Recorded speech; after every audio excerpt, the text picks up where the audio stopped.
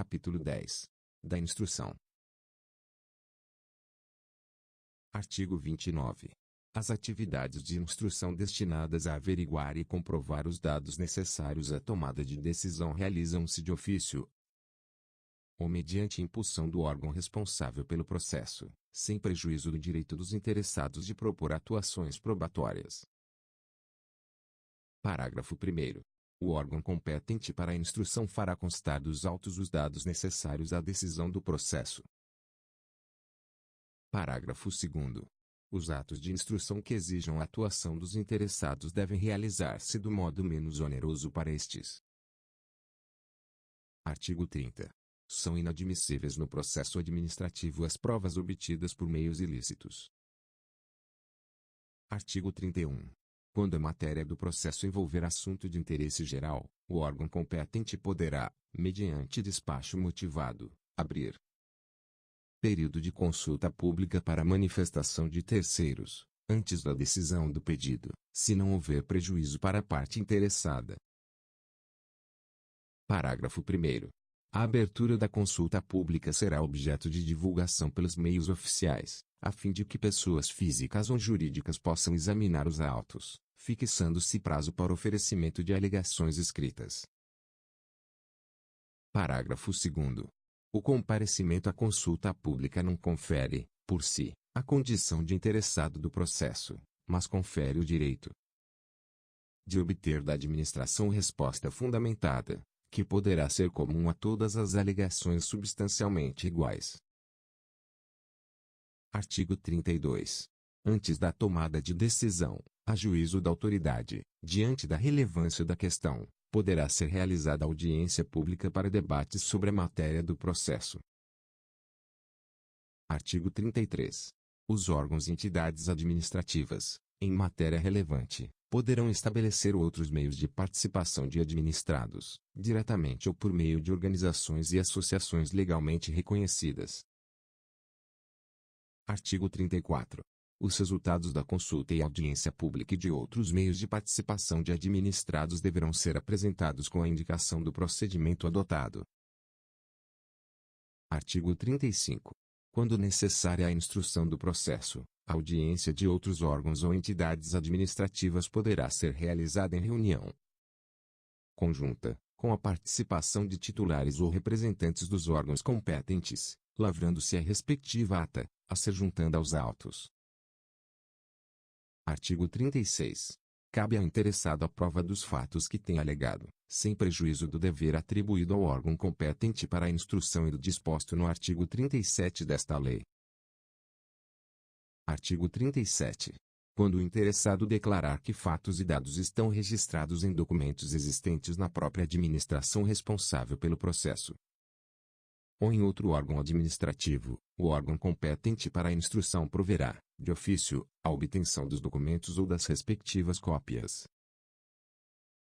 Artigo 38. O interessado poderá, na fase instrutória e antes da tomada da decisão, juntar documentos e pareceres, requerer diligências e perícias, bem como aduzir alegações referentes à matéria objeto do processo. Parágrafo 1º. Os elementos probatórios deverão ser considerados na motivação do relatório e da decisão. Parágrafo 2º.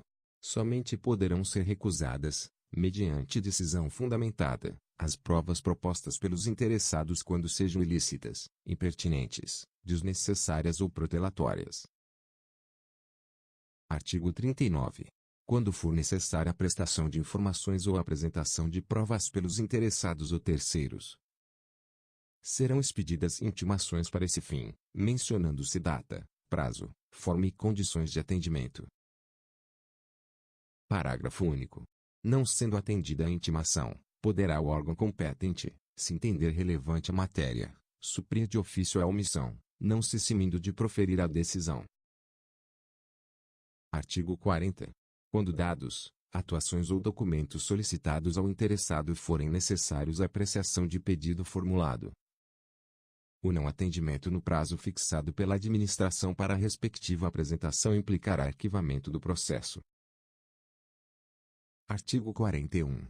Os interessados serão intimados e provam diligência ordenada, com antecedência mínima de 3 dias úteis, mencionando-se data, hora e local de realização.